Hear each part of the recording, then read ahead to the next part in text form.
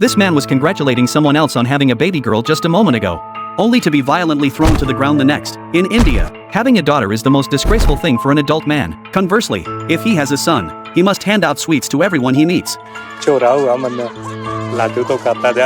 This man had the worst luck imaginable. His wife gave birth to 3 daughters in a row, desperate for a son with their 4th child.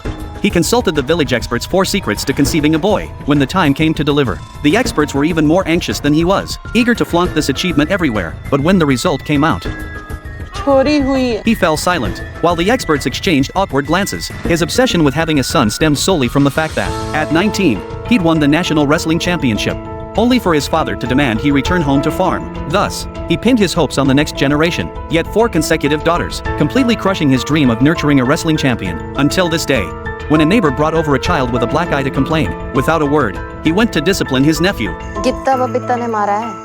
But looking at his 2 harmless daughters, then at the neighbor's bruised child, he didn't get angry at all. Instead, he had his daughters demonstrate how they'd beaten someone up. Hair pulling, back throws, choke holds, dragging. It seemed his daughters had inherited his wrestling genes, so he resolved to train them into wrestling champions. He'd once believed wrestling was only for men, but now he understood girls could excel just as well. His first step was taking them to feast on fried dough, telling them it was their final indulgence, for wrestlers must avoid fried and spicy foods. Then came grueling running drills. They rose at 5 daily, to sprint for 2 hours under their father's watchful eye before school. The daughters complained skirts weren't suitable for running, so their nephew was forced to donate his cherished clothes, then watched helplessly as they were ruthlessly cut up. With proper attire, the training grew even more intense. Running, jumping rope, squats. The 2 girls never stopped moving, since wrestling arenas barred girls.